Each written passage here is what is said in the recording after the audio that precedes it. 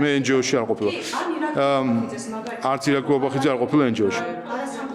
არც მე, არც ირაკლი კობახიძე ჩვენ NGO-ში არ ვყავთ. ერთი წამით მაცად.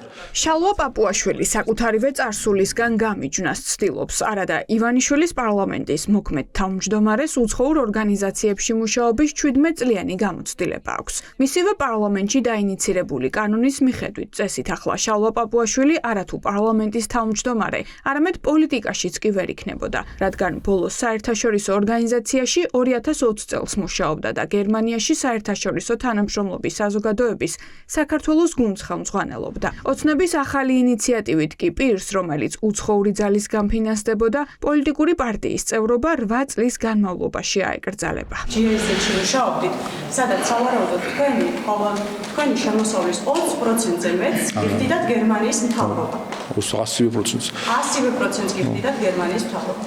მით უმეტეს. მაშინ ამ კანონის მიხედვით არც თქვენ არ გაქვთ უფლება, რომ პოლიტიკაში ეს კანონი გავიგეთ. გილების პერიოდები უწევდა და თქვენ არ გიწევდათ არაფერი? მე 2020-დან მოყოლებული კარგად გაგრილებული ვარ, ასე რომ ეს ეხება ქართულ ორგანიზაციებს. ქართულ ორგანიზაციებს, ქართულ იურიდიულ პირებს, ამ შემთხვევაში არაკომერციულ ორგანიზაციებს, რომელიც უცხოეთიდან ფინანსდებიან.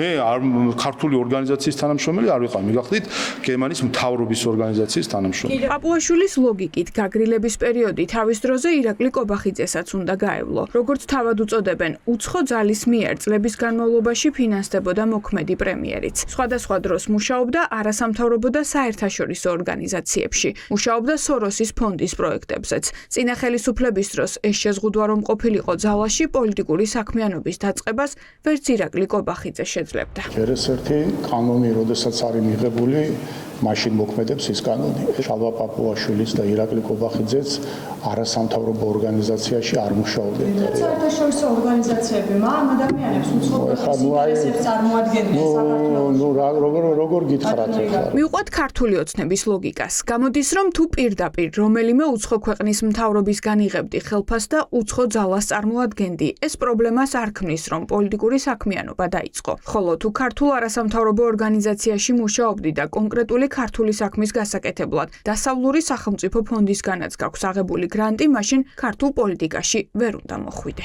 ასეთი კანონის მიღება ერთმნიშვნელოვნად არ შეიძლება. მეორეს მხრივ გავრცელება უკუქცევითი ძალის მიცემა, ანუ წარსულში განხორციელებულ ქმედებებზე აკრძალვების გავრცელება ნიშნავს, რომ უკუქმედების პრინციპს, რაც არის მნიშვნელოვანი პრინციპი სამართალში, ამას არ ხვევს ეს კანონი, ამიტომაც არ შეიძლება მიღება. და მაშინ ოცნების არც ერთი წარმომადგენელი, ვისაც კი უმშავია დონორ ორგანიზაციებში, მათ პოლიტიკური საქმიანობა უნდა აეკრძალოთ. უბრალოდ გაუგებარია ჩემთვის, როგორც იურისტისთვის, ამ ინიციატივის ლოგიკაც, მიზანი. ოცნებაში ისეთებიც ბევრი არიან, ვინც საერთაშორისო ორგანიზაციების ადგილობრივ ოფისებში წლები იყვნენ დასაქმებული. მაგალითად, განათლების მოქმედი მინისტრი, რუსული კანონის მხარდამჭერი გივი მიქანაძე. ვიდრე ნაციონალური მოძრაობის დროს იუსტიციის მინისტრის მოადგილედ დაინიშნებოდა, მისი სამუშაო გამოცდილება ძირითადად უცხოურ დაფინანსებას უკავშირდებოდა. გივი მიქანაძე მის გუნდთან ერთად ახლა სხვებს უკრძალავს პოლიტიკურ საქმიანობას. ვინ ნაცებს და ვინ აგენტებს ებრძვიან, ნაცებით და აგენტებით გავსებული არის, მათივე ტერმინები რომ გამოვიყენოთ, ქართული ოცნება, ხო? ანუ ეს არის ფარისეულობის რაღაც უმაღლესი დონე, რომელშიც ქართული ოცნება არის წასული. ეს ადამიანები არიან, არ ვიცი, ყოველგვარი პრინციპებისგან გამოცლილი ადამიანები, ყოველგვარი რაღაც ადამიანურობისგან გარეცხილი ადამიანები. ნორმაგი სტანდარტები ის რასაც თვითონ წლების განმავლობაში აკეთებდნენ, ახლა სხვისთვის ეს წარმოჩენილი აქვს როგორც რაღაცა ქვეყნის მტრობა და რაღაცა ქვეყნის წინააღმდეგ მუშაობა. რეალურად ჩვენ მათი წარსული და მათი ეს ვთქვათ მორალურ სტანდარტებს ვერ შევაფასოთ, ესენი არიან დღეს უკვე აბსოლუტურად სახეცვლილი ადამიანები, რომელთა თავის დროზე იმუშავეს, მიიღეს ყველა ბენეფიტი საერთაშორისო ორგანიზაციების და დღეს უკვე აკრიტიკებენ და ძირს უთხრიან მათ საქმიანობას საქართველოში. უცხოური ფონდებიდან 2 წელი ფინანსდებოდა თავდაცვის მოქმედი მინისტრი, რომელიც საერთაშორისო დონორი ორგანიზაციების მოწვეულ ექსპერტად მუშაობდა. კანონში პარტიული აკრძალვები ნაციონალური მოძრაობის დროს ამბობს, რომ მიეღოთ პოლიტიკაში ვერ იქნებოდა სოზარ სუბალიც, რომელიც სხვადასხვა დროს ამერიკის მთავრობის მიერ დაფუძნებული რადიო თავისუფლების ჟურნალისტი იყო და არასამთავრობო ორგანიზაციებში მუშაობდა. პარტიაში ვერ იქნებოდა ვერც ნიკა სამხარაძე, რატიონა თამიშვილი და მარიამ ლაშხი. ყველანაირი დასავლური გრანტი, ყველანაირი დასავლურ სტრუქტურებში მუშაობის გამოცდილება აღიქმება ქართული ოცნებისთვის საფრთხეთ, ვინაიდან სწორედ ეს ადამიანები ითხოვენ დემოკრატიას, ადამიანის უფლებებს, ამ ადამიანებს აქვს დასავლეთთან ცდომა და მათ იციან დასავლეთ და ზოგადად ევროპის ფასი რა არის.